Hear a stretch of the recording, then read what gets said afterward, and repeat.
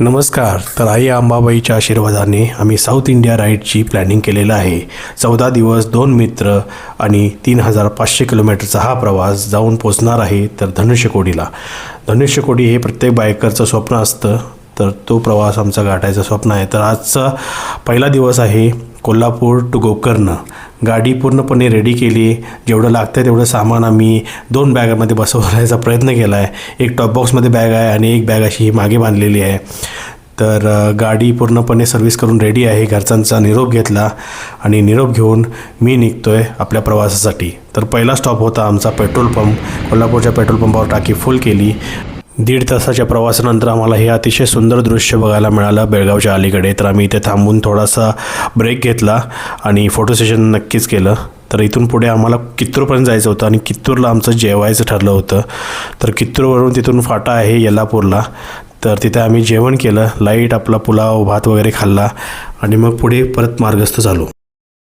Okay, तर एक छोटासा ब्रेक घेतलेला आम्ही. येल्लापूरच्या अलीकडे 1 तासभर आहे. अजून 3 तास जायचं आहे. पुढं 2 वाजल्यात. एक 5-6 वाजेपर्यंत पोचायचा प्लॅन आहे. राईडचा पहिला दिवस आहे. संध्याकाळचे 4 वाजलेत. आम्ही येल्लापूरला थांबलो आहे. Small breakfast and tea coffee. अजून 2 तास जायचं आहे गोकर्णला.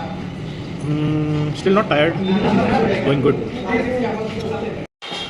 हॉटेल उडपी, तिथे आम्ही आता नाश्ता केला. 1 नंबर हॉटेल आहे. फार छान होता नाश्ता. आवडला काय रे? इडली 1 नंबर ना. इडली चटणी सांबार सगळं झालेलं आहे. And now back on the roads.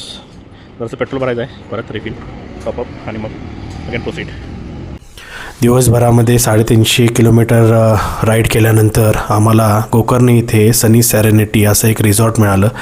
अतिशय सुंदर आणि देखणं रिसॉर्ट होतं. आरामदायक रूम्स होत्या त्याच्या आणि हा त्याचा परिसर असा सजवला होता मालकाने.